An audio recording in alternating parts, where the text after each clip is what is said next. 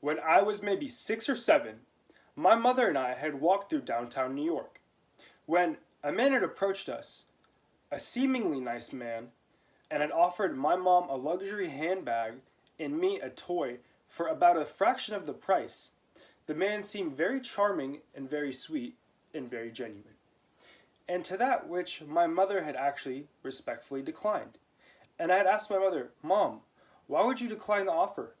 The man seemed like a nice guy just trying to give us a good deal." And to that, my mom had these words of advice, which were, "You should never judge a book by its cover because even salt looks like sugar."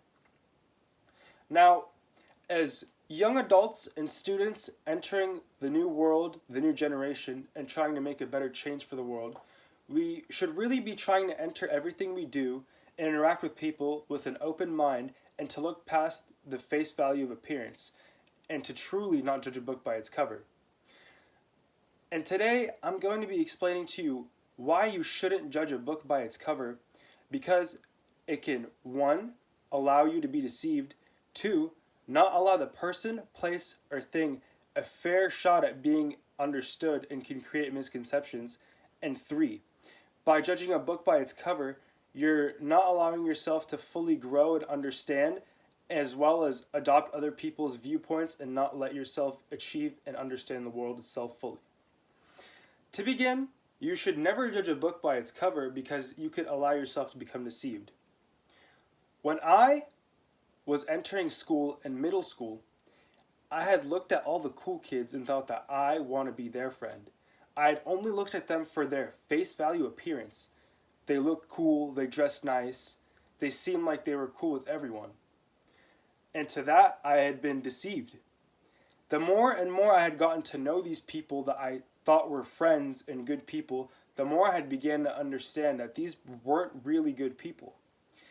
They had lied to me, they had went behind my back and hung out without me, and they had just been very rude, disrespectful, and very misunderstanding towards others. I had judged a book by its cover when seeing them, and not looked for their true qualities and characteristics, which were their true personality traits. And with that, I had allowed myself to become deceived and not truly understand what it means to have a friend. Moving on, you shouldn't judge a book by its cover because you are not allowing that person, place, or thing to be truly understood fairly, and you could possibly create a misconception. Now, an example of this is when I was about 8 years old, my parents had wanted to take a trip to India, and I was the least excited about it. I had only judged India based upon what I had saw and heard from other people. I had heard that they had weird taboos, weird traditions, and I only looked at the face value of it being different to me, and I could not have even begun to understand the true concept of what a new culture, religion, and country had to offer.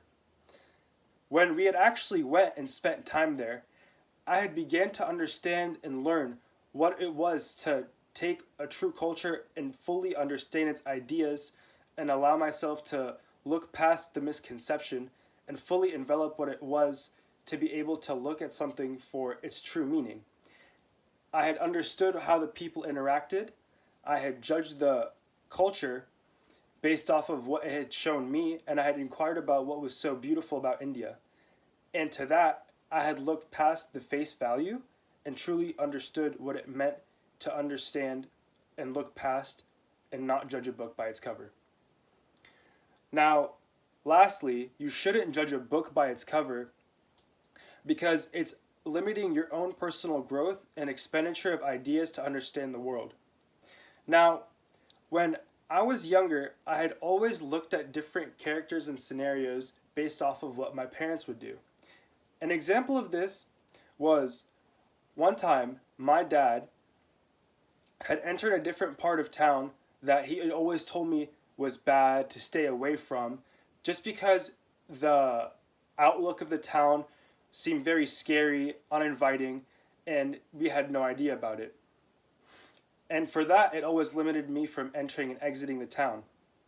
When I had allowed myself to go freely enter, talk to the people in West New Jersey, and begin to understand the culture and look past maybe what the area had appeared to be, I'd been able to truly grow and understand why places were the certain way they were and understand and befriend the people there.